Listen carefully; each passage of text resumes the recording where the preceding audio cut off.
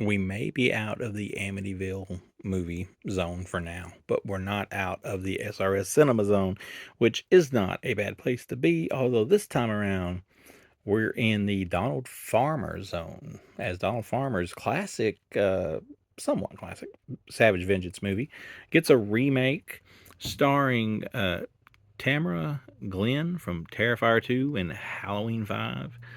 Um, I'm gonna go ahead and say up front, and I don't mean no disrespect to the people behind this movie. No disrespect, Donald Farmer. No disrespect, to SRS Cinema. No disrespect to anybody that is involved in me reviewing this movie. But this movie is pretty bad. This movie is so bad. But before we get into that point, um, I will say that the first one was shot on video. The first one was flawed. It was basically they almost got sued because they did an unofficial sequel to I Spit on Your Grave, complete with the leading lady from I Spit on Your Grave.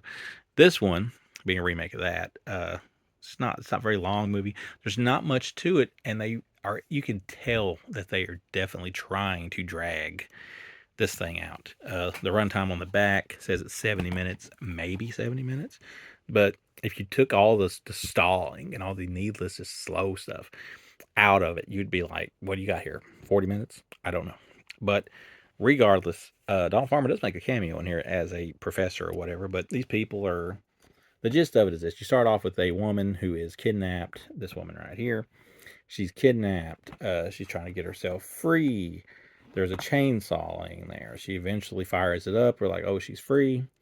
And then, unless I missed something, and I could be wrong, unless I missed something, I don't think we ever see this person again.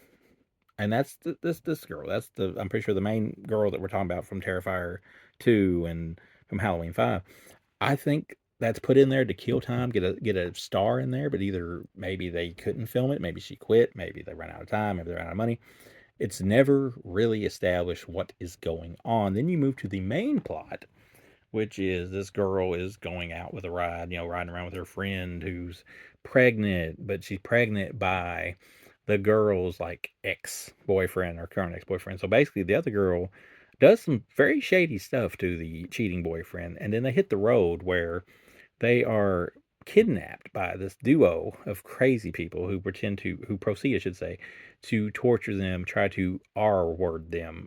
There's words you can't say on YouTube now, apparently, but you know the kind of movie these movies are, the R and revenge movies, if you know what I'm saying. So they try, that and whatnot, and then the main chick fights back, and that's basics of the story. The story's okay, it is what it is, but it's executed very poorly.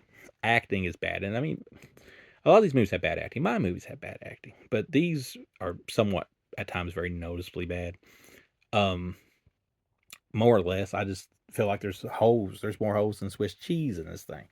And when I put a letterbox review on there a while back, I said it makes the original look like Gone with the Wind, and it does.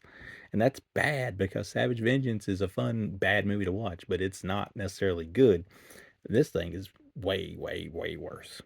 So, yeah, there's a few gore moments. Nothing really to write home about. It doesn't never really get into like the sleazy territory where it's not really a TNA show, even though the main girl has got her things pushed up, um, in a push up, whatever you call them. I don't know, fancy talk. But nonetheless, you know what I'm saying. It's lacking. It could have been better. One particular scene, which is so out of left field, I have to mention it. Mild spoiler, but this dude's trying to R word her, and his what gets pulled out, and it's so cartoonishly obviously a fake one. Like, it's like they went online, it's like, what is the cheapest dildo we can find, and that's what they use for that. And it's comedic, it's so bad. Maybe that's a joke, maybe this is really just a black comedy and I missed the whole point. And not the Tyler Perry, but Tyler Perry black comedy, but a dark in tone comedy. I don't know. I give it a 1 out of 5. I don't recommend it. I do say that the cover looks great, and hopefully, when Donald Farmer has people remake his other features in the future, maybe he's a little bit more selective about it. Um, Bonus features, commentary track, actor commentary, slideshow, trailer, SRS trailers, and more. Yeah, Jake Zelch is the director. Not going to judge him based on this. I mean, I've not seen any of his other work, but this ain't it. But You know, Donald, we live in the same county. So if you want to remake some more of your stuff, maybe you should holler at your boy, and we'll see what we can do. But yeah, 1 out of 5, not good.